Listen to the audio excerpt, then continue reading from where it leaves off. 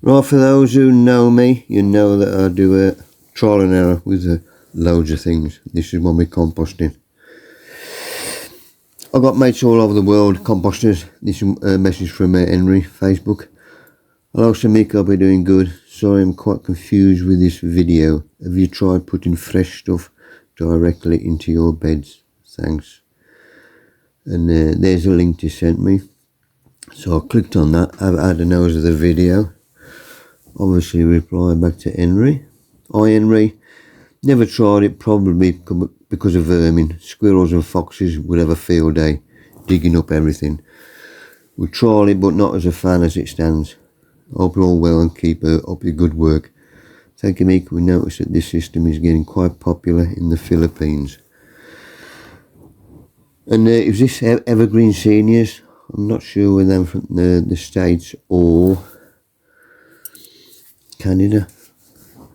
I did Google it and this one comes up. And I think that was India. But I click on the profile and it doesn't say where they am. And you road up. So I said I'd try it, and just in case when they do see it, this is the person who is you're corresponding with. Mick Partney, known as a Compost King, because I've tried and error to make compost ready to use within a month. This was on the beginning of theirs.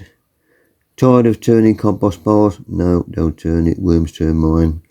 Moving heavy bins? No, mine's static. Waiting months for results? No, mine's ready within a month. In this video, I reveal why I never make compost in the old way again. The simple, lazy, small trick that works a bit better. You'll discover step-by-step methods of trench composting, pocket composting and surface mulching to transform kitchen and scrap waste. The experts say build a bin. I'm an expert. I don't say build a bin. The wind's going to dry everything out. I started off with bins, but they was all enclosed, no gaps. There's my bin. One plastic 330 litre compost bin.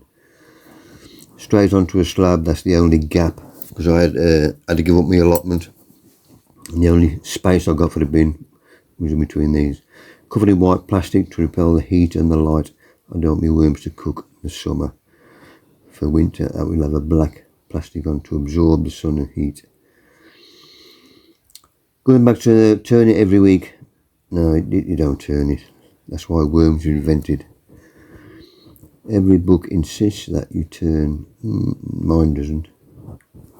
That's why worms were invented. Let them. You're working with nature. My book's on Amazon. It's only 12 quid. Whatever that is in the States or whatever. There's my babbies. That's took a photo 2 days ago. Just take the lid off. I've got my carpets on top as well. Back to their video. Me with a aching back. Oh, don't turn it. Let nature turn it. Then after months of waiting, well, if you chop everything up smaller, it'll be really quicker. Right, trench fertiliser. I used to use this years ago. Quite a few of us did. When I did my exhibition, leek and onions. Plus the runner beans, always had a trench fertiliser. That worked. The old system. Even my grandfather, I can remember him doing it and all. So that one's good. Also in the video was pocket composting. I thought, well, I can do that. And basically, it's in between two plants where there's a gap. Just put your stuff in. But I wouldn't pull it in whole as it is there again. Right, top my garden, or back garden. I'm all raised beds. So there's a big raised bed in the middle.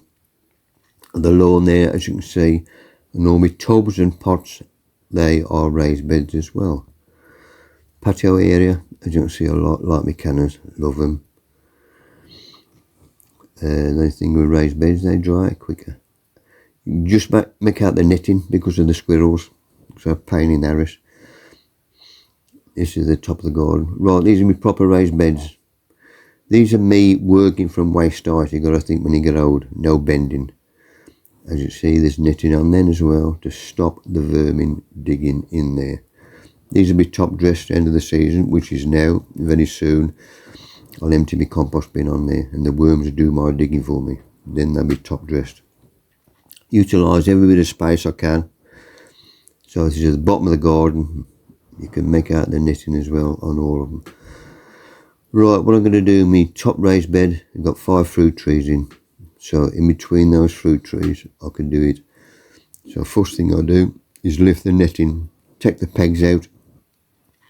Everything is netted.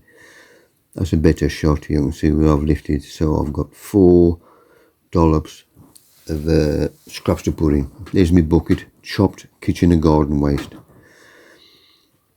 So I scrape away the mulch, which is keeping the moisture and warmth in. So I'm ready to take out. Just use a hand fork. I'm going to take out obviously enough so I've got a nice hole. That's what I want to see. I've only got it down at hand fork's depth, full of worms, as it should be. So it's just about 8-9 inches. That's all I've gone down, the length of the hand fork. And I'm putting a quarter, because I've got 4 lots to put in, of my chopped kitchen and garden waste mixed. Bung that in. Now I'm going to chop dress again with what I've taken out. So that lot goes back in. As we've done there, so we've got a nice little mound, obviously, because we fill the hole up, or put some in. So all I'm going to do is level that mound, make it a bit flatter. And then I'm going to put the straw, what I've took off the mulch, back over it. So it is raised slightly. Then I'm going to do exactly the same, move to the next one. Hole out again, any roots obviously from the trees, I'm trying to keep them intact, don't break them. So next dollop goes in, soil goes back, and then top dressing. And I do that all the way through. There's a nice thick root, I'm not going to job him either. Right, that's the 4 done. Now I'm going to put, obviously, that wire back down again. I've got to peg it down because the squirrel will get under there, because I'm SAS squirrels. That's better. One trial done.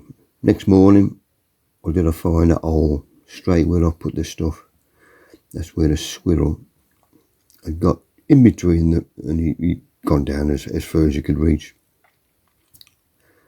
So for me, the trial and error, that didn't work for me. So I'm going to stick to my compost bin.